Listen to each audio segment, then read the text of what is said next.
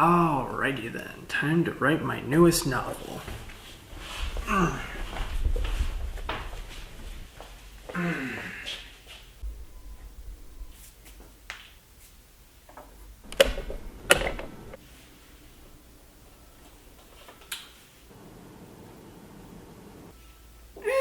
Not quite.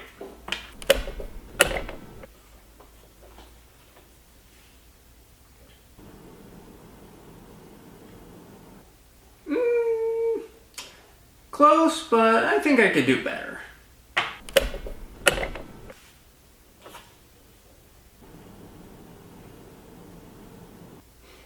Jackpot! Alright, just need one more thing.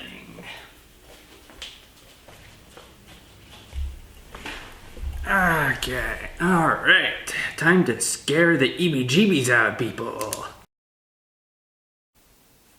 Hi, my name is Ryan Lane, and welcome to my review channel. So for today's movie, I will be reviewing Firestarter, starring Zac Efron and directed by Keith Thomas.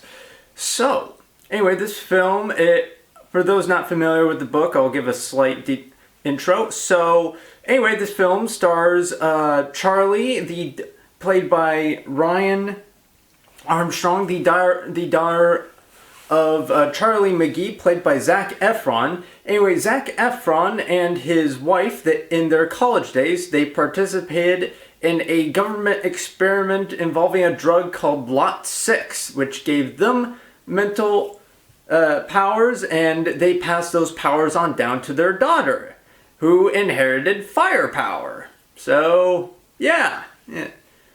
Anyway, so a lot of my review is going to be in the context of comparing it to the original, but make no mistake, this film is good in and of its own self. Let's start off with the performances. Zac Efron, he shines. Every character is believable in their roles, especially Ryan Armstrong. I genuinely believe her as a little girl struggling to control her pyrotechnic abilities. And because she, it's in everything in her looks to how she handles herself, I genuinely believe it, unlike Drew Barrymore, who just kind of felt like a cute kid trying to sound tough. Whereas with Ryan Armstrong's take on the character, on the Charlie character, I genuinely believe her hatred and anger towards those who might try to harm her and her father. Let's see. Also, again, like I said, Zac Efron, he plays Andy, and he has great chemistry with Vicky McGee, played by Cindy Lemon. Who both have differing views on how to handle Charlie's powers. Whereas Andy, he's just shove it down, lock it away in a cave and hide it. Whereas Vicky is no, we need to teach her how to control it. And it's you both believe it because they both want the best for their daughter. They just disagree on how. In fact, that's kind of a lot of the movie. A lot of this movie is just characters, protagonists or otherwise, trying to solve problems and disagreeing over how to solve the problem. And it's really great. I love it. The film does a really good job at portraying the conflict. It also does a good job at portraying just the psychological powers and the toll it has on the characters, both physically and mentally. For Charlie McGee, in the original 1984 edition, it was just nosebleeds and some bad headaches. That was kind of it. But with this one, it is much better. Whenever Charlie tries to push or people, as the terminology used in the film puts it, the pupils widen in the characters, the camera goes into close-up, shallow focus shots of Andy. It's really well done. He also does this neck snap, which I can't do, but it just looks great. And as for the mental toll, it does a really good job talking about the effects of how not just hurting people impacts others, but how it impacts those around them. And this film is especially again, both physically and mentally, because this film goes very dark with the burn imagery. Like, it is insane. The film does not pull punches. Also, the score. Again, this, like the original, this film uses a synth score. However, this film actually understood the assignment and how to make scenes feel terrifying, because like one of my favorite motifs of the film is like this guitar riff whenever Charlie uses her powers. It gets the real blood pumping. You know, my foot was tapping. It's like, yeah, you get those sons of bitch. It's amazing. It's really good.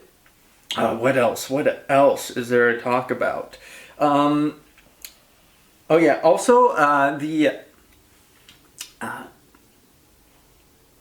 also the production design is much better, especially regards to the shop headquarters. Like in the original, it's just this kind of boring building. With this one, it's like cold interiors, great use of colors to just make it feel terrifying, and like you're entering hell almost. Again, I dig it as well.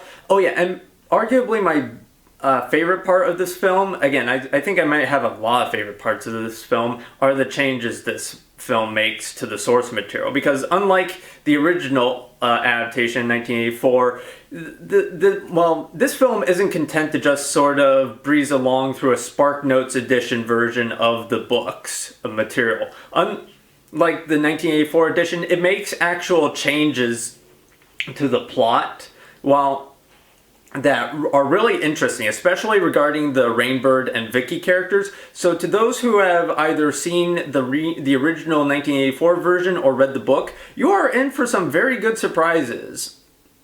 I will say, as was I. I was not expecting it. Yeah, so, oh yeah, also I guess another thing worth mentioning is the special effects. I mean, granted, I admit it's a bit unfair to compare the special effects of a film to another film that came out nearly 38 years ago, but it's worth mentioning nonetheless. The special effects are much improved, more specifically, aside from the flame effects, which the original actually handled well, the remake actually manages to handle the telepathy and mind control techniques. I mean, it just handles all the other mind powers much better than the original did.